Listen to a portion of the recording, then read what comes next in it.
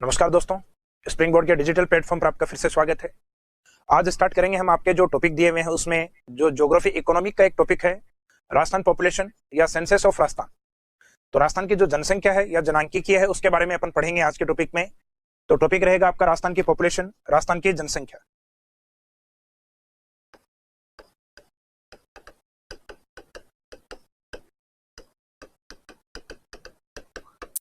वैसे ये जो टॉपिक है इसमें कई पोर्शन है जिनको अपने को कवर करना है।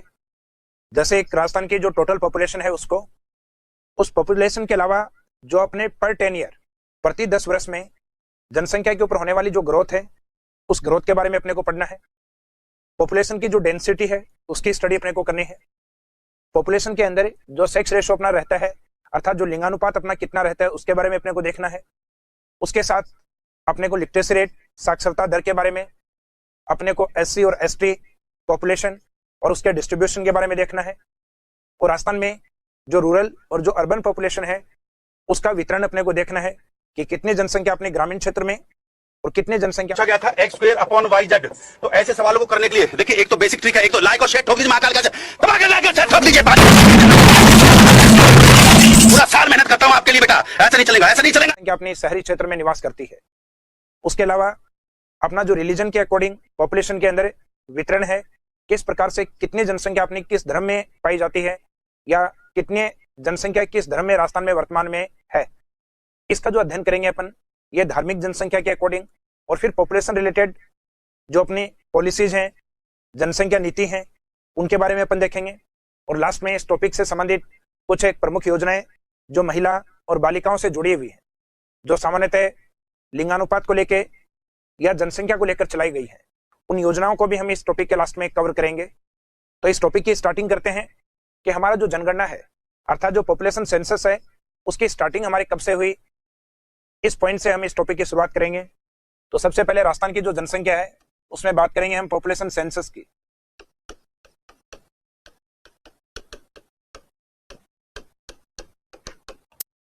पॉपुलेशन सेंसस का मीनिंग है जो जनांकीय गणना है, वो सबसे पहले प्राचीन समय में किस समय इसकी शुरुआत की गई। तो कहा जाता है सबसे पहले जो एंशिएंट काउंटिंग है, जो प्राचीनतम गणना है, तो फर्स्ट टाइम या प्राचीनतम गणना जो मानी जाती है वो मानी जाती है मौर्य काल में। अर्थात जो मौर्य टाइम पीरियड है वो हमारी पॉपुलेशन सेंसस का फर्स्ट पीरियड माना जाता है, जिस समय एक बुक लिखी गई थी अर्थशास्त्र। तो उस अर्थशास्त्र के अंदर पहली बार जनगणना के प्रमाण अपने को मिले हैं, जो कि कौटिल्य के द्वारा लिखी गई थी, जिन्हें विष्णुगुप्त के नाम से भी सामान्यतः हम जानते हैं। फिर कहा जाता है जो मिडिल टाइम पीरियड, मध्यकाल जो है, उस मध्यकाल में पॉपुलेशन या जनगणना के कुछ प्रमाण अपने को मिले हैं अकबर के काल में, अर्थात जो मुगल टाइम पीरियड है उसके अंदर। तो इसको हम कह सकते हैं कि ये मुगल टाइम पीरियड के अंदर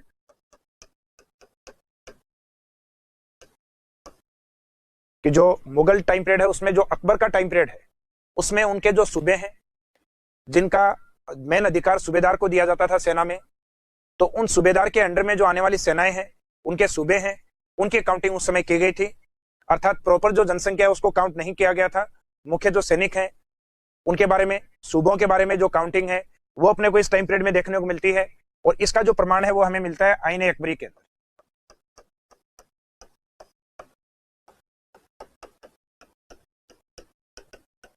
आईने अकबरी जो अकबर के दरबारी लेखक या कवि हैं, जिनको हम कहते हैं अबुल फजल, तो अबुल फजल के द्वारा लिखी गई थी, जिसके अंदर अपने को ये प्रमाण मिलते हैं कि मध्यकाल में भी, मुगल काल में जनसंख्या या जनगणना के प्रमाण मिलते हैं। लास्ट जिसको हम कहते हैं जो मॉडर्न टाइम पीरियड की पॉपुलेशन सेंसस है, अर्थात जो आधुनिक जनगणना है, तो आधुनिक काल में कहा जाता है जो ब्रिटिश टाइम पीरियड है, उस ब्रिटिश इंडिया या ब्रिटिश टाइम पीरियड में फर्स्ट जो पॉपुलेशन काउंटिंग हुई थी, जिनको आज अपन कंटिन्यूस काउंटिंग में लेते हैं, उसका बेस माना जाता है फर्स्ट जनगणना, जो मॉडर्न पॉपुलेशन सेंसस माना जाता है, अर्थात आधुनिक जनगणना की प्रथम गणना मानी जाती है 1872,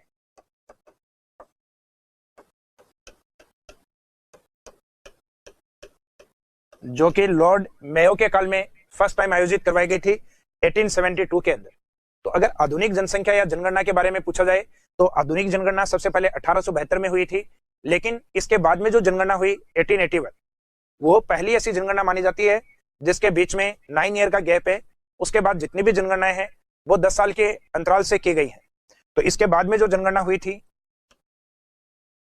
अर्थात 1872 के बाद वो 1881 में हुई, और इन दोनों जनगणनाओं के बीच में जो टाइम पीरियड का गैप है ये 9 ईयर्स का था।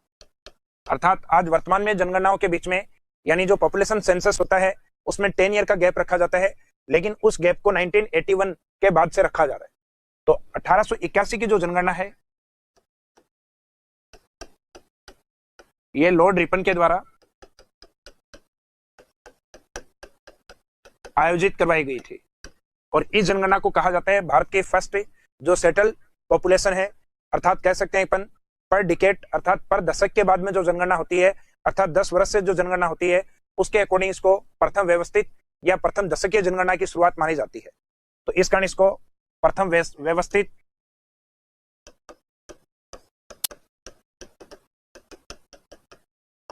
या इसको प्रथम दशकीय जनगणना भी कहा जाता है। फर्स्ट सेटल पॉपुलेशन काउंटिंग या इसको फर्स्ट डिकेड पॉपुलेशन काउंटिंग के रूप में भी हम देखते हैं। इसके बाद में जितनी भी जनगणनाएं हुई हैं वो पर 10 ईयर के गैप से यानी प्रति 10 वर्ष के अंतराल से करवाई गई है। और स्वतंत्रता के जस्ट बाद में हमारे पॉपुलेशन काउंटिंग के लिए पॉपुलेशन एक्ट को गठित किया गया, अर्थात जो जनगणना अधिनियम है उसको पारित किया गया, जिसे हम पॉपुलेशन एक्ट 1948 के नाम से जानते हैं। तो आगे इसमें कुछ एक बेसिक है जो अपने को याद होने चाहिए। तो सबसे पहला इस टॉपिक में हम देखते हैं जनगणना का इतिहास, अर्थात अपन ने जो इस टॉपिक को कवर किया है स्टार्टिंग में, ये अपनी जनगणना का इतिहास है या जो जनांकीय गणना है उनकी शुरुआत है। फर्स्ट टाइम प्राचीनतम काल में किस समय, मौर्य पीरियड में या मौर्य काल में, मिडिल टाइम पीरियड में या मुगल टाइम पीरियड अर्थात मुगल काल में, और जो मॉडर्न पॉपुलेशन काउंटिंग है इसकी शुरुआत हुई ब्रिटिश काल में लॉर्ड मेयो के द्वारा, जिनको आधुनिक जनगणनाएं भी अपन कहते हैं। जो मॉडर्न पॉपुलेशन सेंसस है उसके बाद में जो काउंटिंग मानी जाती है सेटल या पर डिकेड पर दशक के बाद में, वो लॉर्ड रिपन के द्वारा स्टार्ट की गई, जैसा कि आपको मैंने सेकंड पेज में बताया था।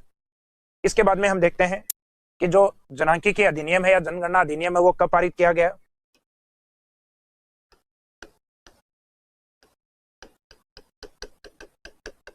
तो भारतीय जनगणना में जो जनगणना अधिनियम है उस जनगणना अधिनियम को बोला जाता है 1948, अर्थात जो पॉपुलेशन एक्ट है वो 1948 है।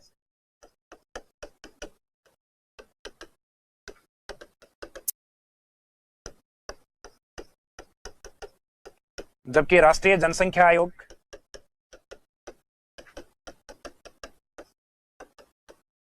उन्नीस में गठित किया गया, जैसे अपन नेशनल पॉपुलेशन कमीशन कहते हैं। तो नेशनल पॉपुलेशन कमीशन है उसका गठन 1993 में माना जाता है। जनगणना है इसे संघ सूची का विषय माना जाता है, अर्थात इसे यूनियन लिस्ट में लिया जाता है।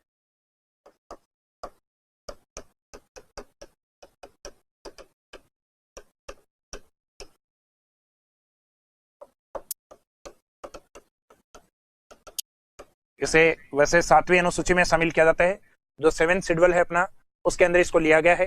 तो ये संघ सूची का विषय है, जबकि जो जनसंख्या है, जनसंख्या अपनी जो स्टेट लिस्ट है अर्थात जो राज्य सूची है उसके सब्जेक्ट या विषयों में रखा गया है। तो दोनों चीजों में फर्क है, एक तो पॉपुलेशन सेंसस है और दूसरा पॉपुलेशन है, अर्थात जनसंख्या को राज्य सूची के विषय में, जबकि जनसंख्या जनगणना इसको लिया गया है संघ सूची के विषयों में। और संघ सूची में यह जो कार्य है यह मुख्यतः जो अपना होम मिनिस्ट्री डिपार्टमेंट है उसको दिया गया है, अर्थात जनगणना का कार्य गृह मंत्रालय के अंडर में आता है, अर्थात इसको अपन कह सकते हैं मिनिस्ट्री ऑफ होम अफेयर्स, उसके द्वारा जनगणना करवाई जाती है। तो इसमें नेक्स्ट लाइन एक ऐड कर सकते हैं आप,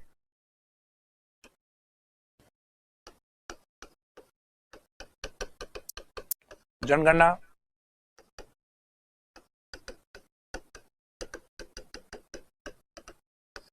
गृह मंत्रालय के द्वारा करवाई जाती है।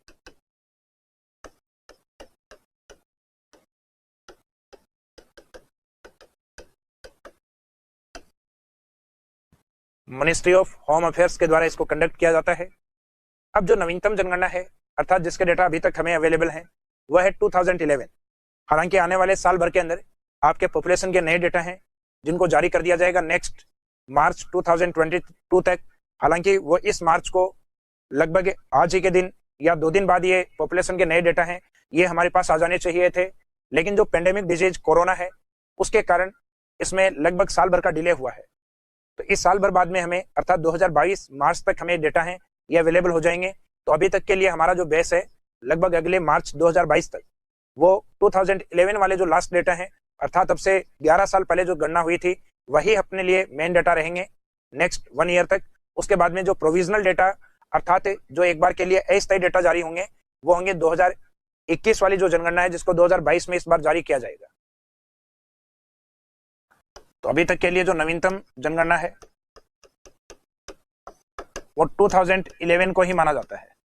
अब 2011 की जनगणना है उसको अगर हम काउंटिंग के तौर पे देखें अर्थात इस पॉपुलेशन सेंसस को वर्तमान तक कितनी जनगणनाएं हुई हैं उस आधार पे अगर देखा जाए तो इस जनगणना को अपन लेंगे 1872 के बाद 19वीं शताब्दी के 1872, 1881, 1891 तीन जनगणनाएं आपके उस टाइम पीरियड में हुई थी जो 19th सेंचुरी है उसमें। फिर 20th सेंचुरी की 10 जो पॉपुलेशन काउंटिंग है अर्थात 901 से लेकर 2000 तक तो 10 जनगणनाएं आपके यहाँ आयोजित हुई हैं। इसके बाद में 21st सेंचुरी में 2001 एंड 2011 दो जनगणनाएं अपनी यहाँ पे। तो टोटल अगर काउंटिंग देखें अपन तो 3 तो 19th सेंचुरी में और 10 है 20th सेंचुरी। उसके बाद 21st सेंचुरी के अंदर ये सेकंड है। तो इनकी टोटल काउंटिंग के अकॉर्डिंग देखा जाए तो ये 15th पॉपुलेशन काउंटिंग मानी जाती है, 15वीं जनगणना। और अगर इसको हम डिकेड के अकॉर्डिंग देखें पर 10th ईयर के बाद तो उसमें अपनी काउंटिंग होती है 1881 से, तो एक कम कर दी जाएगी। तो दशकीय जनगणनाओं के आधार पे इसको 14th और आफ्टर फ्रीडम इंडिया अर्थात स्वतंत्र भारत के बाद देखा जाए तो 1947 के बाद अर्थात 51, 61, 71, 81, 91 तो अपनी 5 तो 20th सेंचुरी में और 21st सेंचुरी में 2 काउंट होंगे 2001 और 2011 अर्थात फ्रीडम इंडिया के अकॉर्डिंग इसको 7th और 21st सेंचुरी के अकॉर्डिंग इसको सेकेंड पॉपुलेशन सेंसस अर्थात 21वीं शताब्दी की दूसरी जनसंख्या या जनगणना इसको माना जाएगा। तो 2011 की जनगणना इसको कुल क्रम के आधार पे 15वीं जनगणना, व्यवस्थित या दशक के आधार पे 14th, स्वतंत्र भारत के अकॉर्डिंग 7वीं और 21st सेंचुरी के अकॉर्डिंग इसको सेकेंड पॉपुलेशन सेंसस का दर्जा दिया जाता है। इसके बाद जो नवीनतम जनगणना हुई अर्थात जो 2011 वाली है इसमें देश के 640 डिस्ट्रिक्ट शामिल हुए हैं जबकि राजस्थान की ओर से 33 जिले इसमें शामिल थे। राजस्थान के 33 डिस्ट्रिक्ट्स हैं वो इसमें काउंट किए गए थे। तो 2011 में देश के 640 और राजस्थान के 33 जिले शामिल हुए और इस जनगणना का जो बजट रखा गया था वो रखा गया था 2200 करोड़ रुपए, जिसमें प्रति व्यक्ति का जो खर्चा था वो था 18-19 रुपए। इसका मीनिंग है प्रति व्यक्ति को काउंट करने में खर्चा आया था लगभग 18 रुपए के आसपास। तो इसको याद रखेंगे अपन 18-19 में यानी 18.19 रुपीज पर कैपिटा है, पर व्यक्ति का ये खर्चा था। और हमारी जो जनगणना है इसका एक आदर्श वाक्य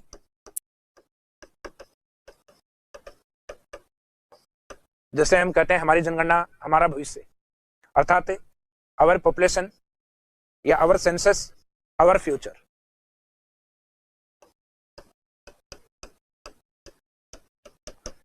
हमारी जनगणना हमारा भविष्य।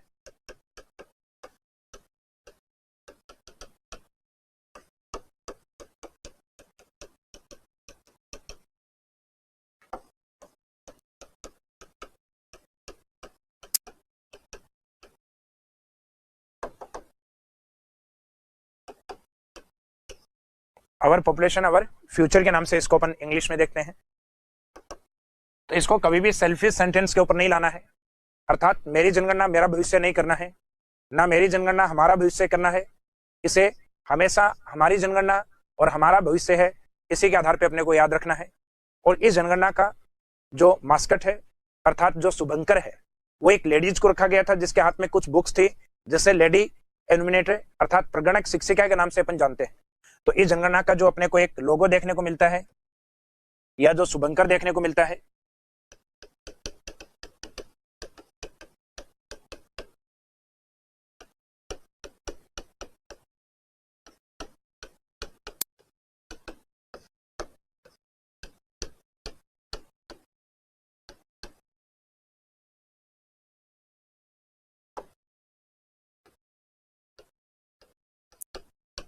वो था लेडी एन्यूमिनेटर अर्थात प्रगणक शिक्षिका।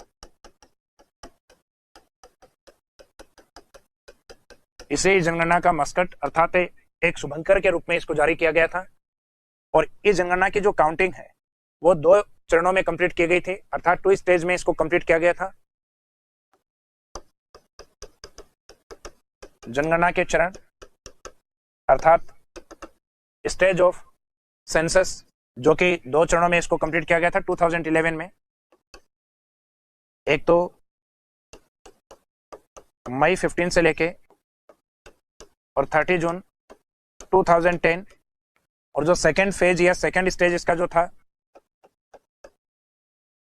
वो था 9 फेब से 28 फेब 2011। 2011 में 9 फरवरी से लेके और 28 फरवरी अर्थात 20 दिन का एक सेकेंड फेज, और इसके बाद में जनसंख्या की जो फाइनल डेटा है वो 31 मार्च है 2011 को वो रिलीज कर दिए गए। हालांकि वो प्रोविजनल डेटा थे, फाइनल डेटा लगभग 2 साल बाद में अर्थात 2013 तक आए थे। लेकिन 2011 में जो डेटा हुए थे और 2013 में थे वो लगभग इक्वल से डेटा है, कोई बड़ा अंतर उसमें देखने को नहीं मिलता अपने को। कुछ माइनर उसमें अंतर देखने को मिलते हैं जिनको हम डिस्कस भी करेंगे कि कुछ एक अंतर ये रहे थे। और 2011 की जो जनगणना है उसमें कुछ विशेषताएं हैं जो आज तक की जनगणनाओं में अपने को देखने को नहीं मिली। वो विशेषताएं क्या है, तो पहले अपन उन विशेषताओं को डिस्कस करेंगे। तो नेक्स्ट पॉइंट रहेगा 2011 की जनगणना की विशेषताएं।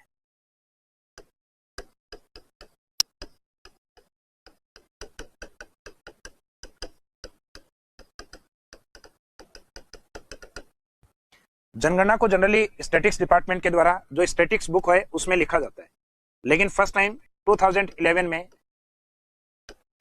जनगणना को एनपीआर में रखा गया, अर्थात जो नेशनल पॉपुलेशन रजिस्टर है उसमें पहली बार जनगणना है उसको नोट किया गया। तो राष्ट्रीय जनसंख्या रजिस्टर है,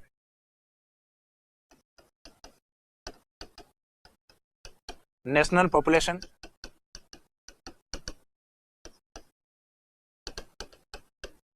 रजिस्टर, राष्ट्रीय जनसंख्या रजिस्टर में प्रथम बार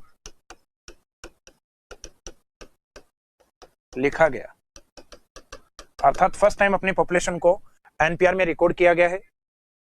जनगणना 2011 में केवल जनगणना को ही नहीं, हाउस काउंटिंग है उसको भी फर्स्ट टाइम पॉपुलेशन में शामिल किया गया है, अर्थात जो जनसंख्या है उसमें केवल जनसंख्या में लोगों को नहीं जबकि उनके घरों की काउंटिंग भी फर्स्ट टाइम हुई है। तो फर्स्ट टाइम जो हाउस सेंसस है उसको भी किया गया है। प्रथम बार घरों की गणना,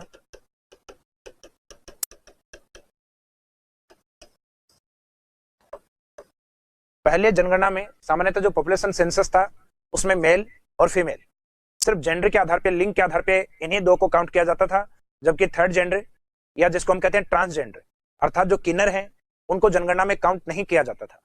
तो 2011 की जनगणना फर्स्ट ऐसी जनगणना है जिसमें ट्रांसजेंडर अर्थात थर्ड जेंडर को भी शामिल किया गया है।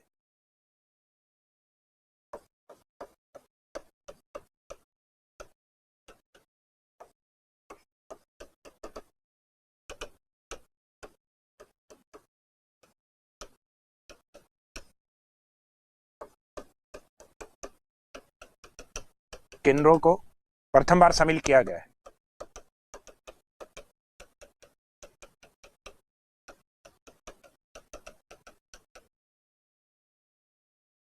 इसके बाद में सामान्यतः हमारे जो कास्ट है उसके अकॉर्डिंग जो जनगणना है वो बहुत कम हुई है। भारत की स्वतंत्रता से पहले रिजर्वेशन के लिए ऐसा 1931 में किया गया है, लेकिन जो फ्रीडम इंडिया है, स्वतंत्र भारत है, उसमें फर्स्ट टाइम ऐसा हुआ है कि हमारी जातिगत आधारित जो जनगणना है वो 2011 को माना जाता है। हालांकि फ्रीडम इंडिया से पहले ऐसा 1931 में हो चुका है। तो इसका मीनिंग है कास्ट के अकॉर्डिंग ये सेकेंड पॉपुलेशन काउंटिंग माना जाता है या पॉपुलेशन सेंसस काउंट किया जाता है। तो इनकी जो विशेषता है उन विशेषताओं में आप फोर्थ पॉइंट है वो इंडिकेट कर सकते हैं। दूसरी, जाति आधारित जनगणना, second population census basis on caste या कास्ट वाइज। इसका मीनिंग जो फर्स्ट है वो कब हुई, 1931, और सेकेंड है वो 2011, अर्थात फ्रीडम इंडिया के अकॉर्डिंग फर्स्ट कास्ट बेसिस पे जो पॉपुलेशन काउंटिंग है वो 2011 को अपन मान सकते हैं, क्योंकि इससे पहले वाला है वो फ्रीडम इंडिया अर्थात स्वतंत्र भारत से पहले हुई थी। अब जो 2011 की जनगणना की जो डेटा है, जो आंकड़े हैं, उनको अपन अलग अलग पॉइंट्स के अकॉर्डिंग डिस्कस करेंगे। जैसा कि इस चैप्टर के स्टार्टिंग में मैंने आपको बताया था, इस चैप्टर में अपने कई पॉइंट या कई पार्ट्स चलेंगे, जिसमें कुल जनसंख्या की, लिंगानुपात की, घनत्व की, साक्षरता की और भी कुछ पॉइंट्स हैं जिनकी चर्चा इसमें होगी। तो इसमें स्टार्टिंग करेंगे अपन पहले टोटल पॉपुलेशन अर्थात कुल जनसंख्या से। तो इस टॉपिक में सबसे फर्स्ट पार्ट रहेगा आपका टोटल पॉपुलेशन अर्थात कुल जनसंख्या।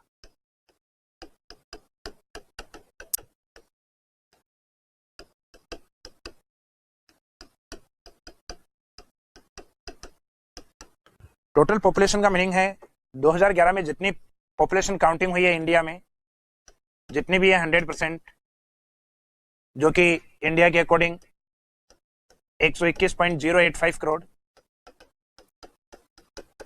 उसमें अपने राजस्थान की जो जनसंख्या है वो कितनी है, तो वो काउंटिंग अपनी आती है 6.85 करोड़।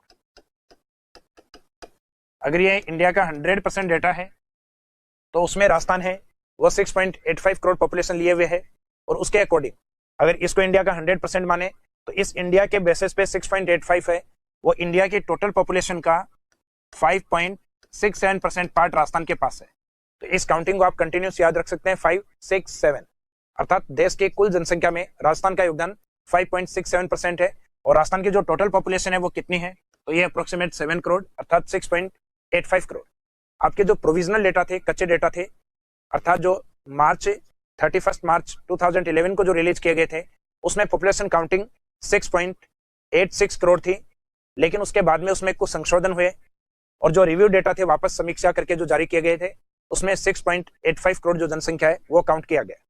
और इस जनसंख्या के अकॉर्डिंग हमारा देश में टोटल पॉपुलेशन को लेकर जो रैंक है राजस्थान की, वो 2011 में 8th रैंक पे राजस्थान था, लेकिन उसके बाद जो टॉप 7 में आंध्र प्रदेश पहले शामिल था, जिसका डिवाइडेशन अर्थात जो विभाजन है वो 2014 में हो चुका है, और उसके बाद राजस्थान का जो 8वीं रैंक है उसे प्रमोशन 7th रैंक पे हो गया। तो एट प्रेजेंट के अकॉर्डिंग देखा जाए तो टोटल पॉपुलेशन के अकॉर्डिंग राजस्थान से जो बड़े स्टेट हैं वो 6 हैं और 7वां स्थान राजस्थान का है। लेकिन 2011 के अकॉर्डिंग अगर पूछा जाए 2011 की जनगणना में, तो उस समय राजस्थान का देश में टोटल पॉपुलेशन को लेके 8वां रैंक था। तो आप नीचे नोट कर सकते हैं, देश की कुल जनसंख्या में एक तो total population of Rajasthan 6.85 crore and total population Rajasthan is 5.67 of total population of India, अर्थात देश की कुल जनसंख्या में राजस्थान का योगदान 5.67% है।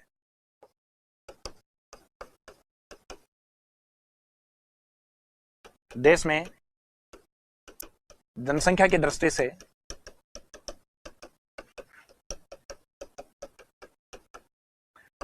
राजस्थान का योगदान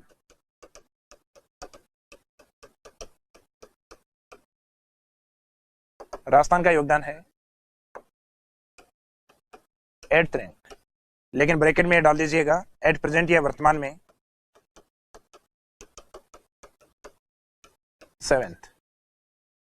8th रैंक है 2011 के जो डेटा है, 2011 के डेटा है उनके अकॉर्डिंग, लेकिन 2 जून 2014 के बाद अर्थात 2 जून 2014 के बाद आंध्र प्रदेश के विभाजन के बाद जो राजस्थान का रैंक है वो है 7th, यानी एट प्रेजेंट में टोटल पॉपुलेशन में राजस्थान का 7वां स्थान है।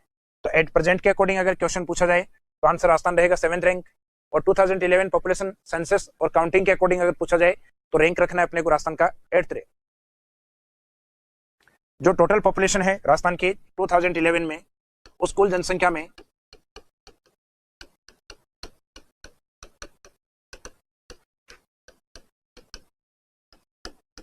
जो मेल है और फीमेल है,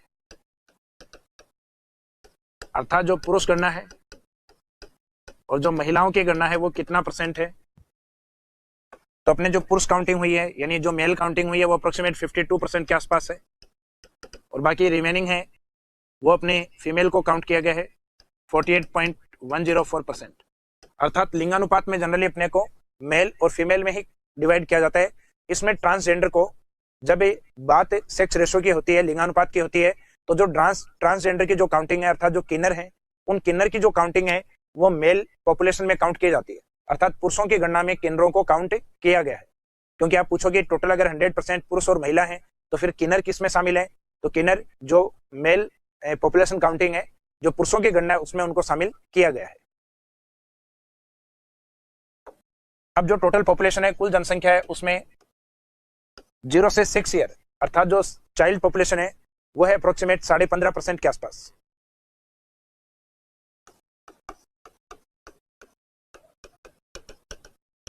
कुल जनसंख्या में 0 से 6 ईयर्स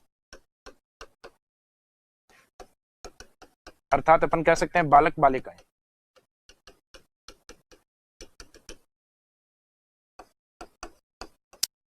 के जनसंख्या अप्रोक्सीमेट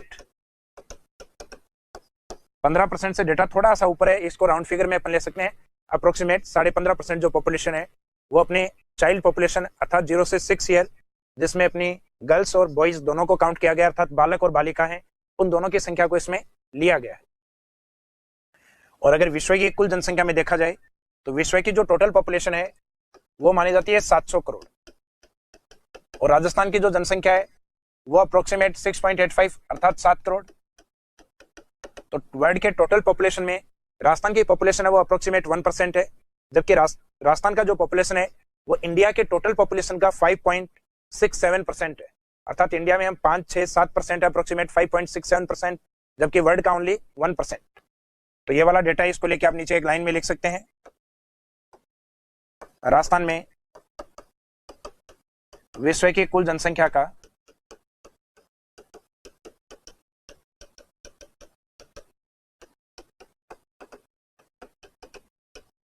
1% हिस्सा निवास करता है। या राजस्थान की जनसंख्या है वो विश्व की कुल जनसंख्या का अप्रोक्सीमेट 1% पार्ट है। इसके बाद हम देखते हैं जो टोटल पॉपुलेशन है वो हमें पता है, कुल जनगणना है राजस्थान में कितनी काउंट की गई है, तो वो 6.85 करोड़ है। उसमें जो मैक्सिमम अर्थात सर्वाधिक जनसंख्या है वो कौन सा डिस्ट्रिक्ट में है, और जो मिनिमम पॉपुलेशन है वो कौन सा डिस्ट्रिक्ट में है, अर्थात कुल जनसंख्या में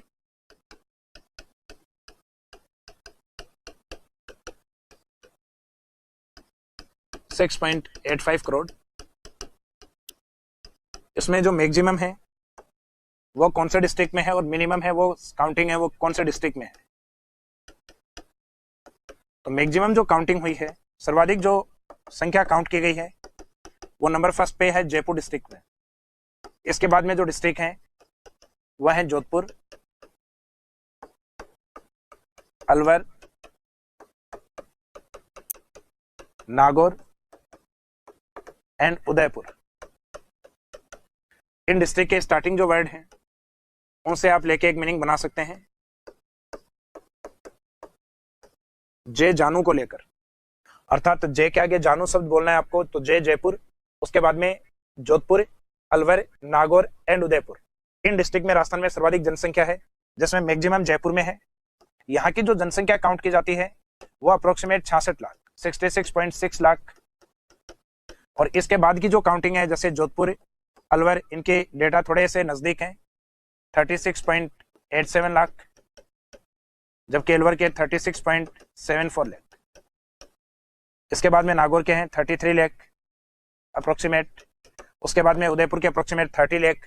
तो ऊपर के जो 2 या 3 डेटा हैं वहां की जो काउंटिंग है वो अप्रोक्सीमेट आपको याद होनी चाहिए लगभग, जबकि जयपुर की मैक्सिमम है उसकी तो आपको फिक्स याद होनी चाहिए कि अप्रोक्सीमेट है 66 लाख है, और फिक्स डेटा बोले तो अपन 66.26 लाख जो जयपुर की जनसंख्या है, जो राजस्थान की टोटल पॉपुलेशन का अप्रोक्सीमेट 9.50% अर्थात 9.5% जनसंख्या, अर्थात देश का लगभग 1/10 हिस्सा है।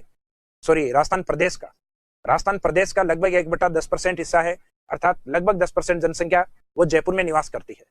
जबकि राजस्थान में जो मिनिमम पॉपुलेशन है उसके जो डेटा रिकॉर्ड किए जाते हैं उसमें नंबर फर्स्ट पे रहता है जैसलमेर, जो एरिया वाइज मैक्सिमम है लेकिन पॉपुलेशन में मिनिमम वाला डिस्ट्रिक्ट माना जाता है, जहां अप्रोक्सीमेट 6 लाख के आसपास है टोटल जनसंख्या। इसके बाद में जो राजस्थान का नवीनतम जिला अभी तक बना हुआ है वो प्रतापगढ़। लास्ट जो लेटेस्ट डिस्ट्रिक्ट है राजस्थान में प्रतापगढ़ है, जहां अप्रोक्सीमेट 8 लाख के आसपास जनसंख्या है। इसके बाद में जहां से अरावली की शुरुआत होती है राजस्थान में, सिरोही, और फिर हाड़ौती की ओर आता है नेक्स्ट बूंदी डिस्ट्रिक्ट। तो राजस्थान के ये वो डिस्ट्रिक्ट हैं जहां पॉपुलेशन मिनिमम है, जिनमें सबसे कम जनसंख्या जैसलमेर प्रतापगढ़ की मानी जाती है, जिनको आपको शॉर्ट में जेपी के नाम से याद रखना है, जे और पी के नाम से, अर्थात जैसलमेर और प्रतापगढ़। उसके बाद में सिरोही और बूंदी, राजस्थान में ओनली 2 डिस्ट्रिक्ट ऐसे हैं जहां लेस देन 10 लाख पॉपुलेशन अर्थात 10 लाख से कम जनसंख्या है, और उन दोनों में इन 2 डिस्ट्रिक्ट को लिया जाता है। यहां मानी जाती है लेस देन 10 लाख अर्थात 10 लाख से कम जनसंख्या वाले ओनली 2 डिस्ट्रिक्ट है, जबकि इंडिया में 50 लाख से ऊपर केवल एक ही है, 50 लाख से ऊपर केवल जयपुर, जहां 66 लाख से भी अधिक जनसंख्या 66.26 लाख। तो ये जो डेटा है इनको थोड़ा बहुत आप याद रखिएगा। बाकी सिरोही का जो डेटा है वो 10 लाख से ऊपर है, जबकि बूंदी का अप्रोक्सीमेट 11 लाख के आसपास है। तो इन डिस्ट्रिक्ट को आप याद रखें। मैक्सिमम डिस्ट्रिक्ट पॉपुलेशन में ये 4 अर्थात मैंने यहाँ पे 4 के अलावा भी बताया 5वां उदयपुर, और जो मिनिमम पॉपुलेशन है वो इन 4 डिस्ट्रिक्ट के अंदर है। इसके बाद में अपनी बात होगी इस टॉपिक के अंदर जो जनसंख्या वृद्धि दर को लेकर है, अर्थात जो ग्रोथ रेट है उसको लेकर बात। तो नेक्स्ट पॉइंट रहेगा अपना जो पॉपुलेशन ग्रोथ रेट है वो कितना रहा है राजस्थान का। तो इस चैप्टर का नेक्स्ट पॉइंट रहेगा अपना टोटल पॉपुलेशन के बाद पॉपुलेशन ग्रोथ अर्थात जनसंख्या वृद्धि।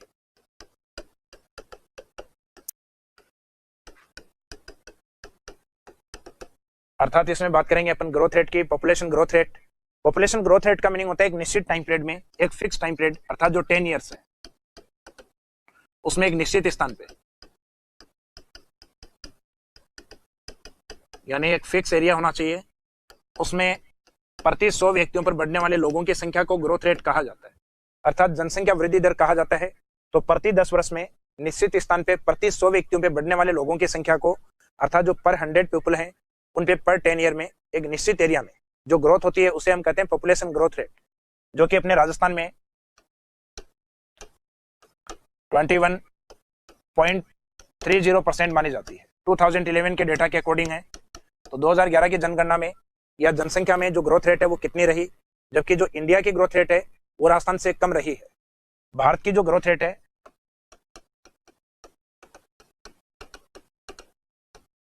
वो अप्रोक्सीमेट 17.70% और उससे राजस्थान की जो ग्रोथ रेट है वो अधिक है। हालांकि राजस्थान की जो ग्रोथ रेट है वो 2011 में 2000 जो 1 था उससे कम रही है। 2001 में अप्रोक्सीमेट जो ग्रोथ रेट है वो 24% के आसपास थी। इसका मीनिंग है पॉपुलेशन है वो तो कंटिन्यू बढ़ रही है, लेकिन जो ग्रोथ रेट है वो हर डिकेड या हर दशक में लगभग वर्तमान में कम हो रही है 1981 के बाद। अर्थात हमारे जो मैक्सिमम डेटा थे पॉपुलेशन ग्रोथ के वो 1981 के अंदर रहे। अब जो ग्रोथ रेट है उसमें मैक्सिमम वाले जो डिस्ट्रिक्ट हैं वो कौन कौन से हैं, तो ये तो है राजस्थान का एवरेज यानी औसत जो जनसंख्या वृद्धि दर है राजस्थान की। तो ये डेटा राजस्थान के अकॉर्डिंग है। अब राजस्थान के अंदर मैक्सिमम कौन से डिस्ट्रिक्ट हैं और मिनिमम कौन से डिस्ट्रिक्ट हैं। तो मैक्सिमम में सबसे पहले जो फाइनल डेटा माने जा रहे हैं उसमें बीकानेर को भी लिया जाता है, और बीकानेर का डेटा कई जगह मेंशन नहीं होके और उसमें बाड़मेर को भी माना जाता है। बीकानेर के जो फाइनल डेटाज हैं वो माने जाते हैं अप्रोक्सीमेट 41-42%। तो राजस्थान में जो ग्रोथ रेट है मैक्सिमम बीकानेर, उसके बाद में इंटरनेशनल बॉर्डर पे सबसे नीचे बाड़मेर जहां अप्रोक्सीमेट 32.5% ये ग्रोथ रेट मानी जाती है। उसके बाद में जैसलमेर और जो जोधपुर डिस्ट्रिक्ट है इनकी ग्रोथ रेट जो कि अप्रोक्सीमेट 31, उसके बाद में जो जोधपुर है वो लेस देन 30% आ जाता है। तो राजस्थान के अंदर जो maximum growth rate Bikaner, option नहीं होने पे आंसर बाड़मेर। उसके बाद की जो ग्रोथ रेट है वो याद रखने की आवश्यकता नहीं, आपको इनका सीरियल याद होना चाहिए। और उसके बाद में जो मिनिमम ग्रोथ रेट वाले जो डिस्ट्रिक्ट है उनके अंदर बीकानेर के जस्ट ऊपर की और इंटरनेशनल बॉर्डर पे आता है श्री गंगानगर। यहाँ के डेटा अप्रोक्सीमेट 10%, लगभग 10% ग्रोथ रेट है जो राजस्थान में मिनिमम मानी जाती है। उसके बाद में सेकंड मिनिमम शेखावाटी डिस्ट्रिक्ट में आता है झुंझुनू डिस्ट्रिक्ट। तो झुंझुनू की जो ग्रोथ रेट है वो श्री गंगानगर से थोड़ी ऊपर है, लेकिन second minimum growth rate district के रूप में, जबकि थर्ड पाली को लिया जाता है। तो थर्ड रहेगा अपना पाली। तो जो लिस्ट पॉपुलेशन ग्रोथ रेट है उसमें ये कम से कम 3 डिस्ट्रिक्ट आपको याद होने चाहिए, जिसमें minimum Ganganagar, second Shri Jhunjhunu district, उसके बाद में है पाली डिस्ट्रिक्ट। तो श्री गंगानगर, झुंझुनू, पाली ये राजस्थान में मिनिमम ग्रोथ रेट वाले डिस्ट्रिक्ट के रूप में लिए जाते हैं। हमारे राजस्थान की आज तक के जो 15 जनगणना हुई हैं भारत की या राजस्थान की, उसमें केवल एक जनगणना ऐसी है जिसमें हम नेगेटिव ग्रोथ रेट में रहे हैं, अर्थात ऋणात्मक जनसंख्या वृद्धि दर में रहे हैं। इसके अलावा जितनी भी जनगणनाएं हुई हैं उसमें हमारी संख्या हमेशा पहले की जो पॉपुलेशन काउंटिंग है उससे अधिक बढ़ी है।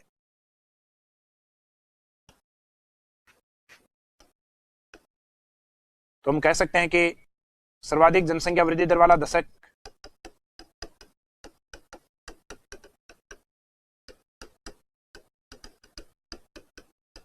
Maximum population growth rate decade Rajasthan के अकॉर्डिंग माना जाता है 1981, जब हमारी जो ग्रोथ रेट है 32.97% तक चली गई थी, जो आज वर्तमान में वो 21.30% ग्रोथ है राजस्थान की, तो उससे कहीं अधिक थी। अर्थात 10 साल में अपने 100 व्यक्तियों पे लगभग 33 व्यक्ति बढ़ रहे थे 1981। ऐसा उससे पहले भी इतना कभी नहीं हुआ डेटा, और उसके बाद भी ऐसा कभी नहीं हुआ। तो इसका मीनिंग आज तक की जनगणनाओं की जो मैक्सिमम जो ग्रोथ रेट है वो 1981 में देखने को मिली, जबकि मिनिमम, या हम जिसको कह सकते हैं ऋणात्मक जनसंख्या वृद्धि दर वाला दशक, नेगेटिव ग्रोथ रेट डिकेड,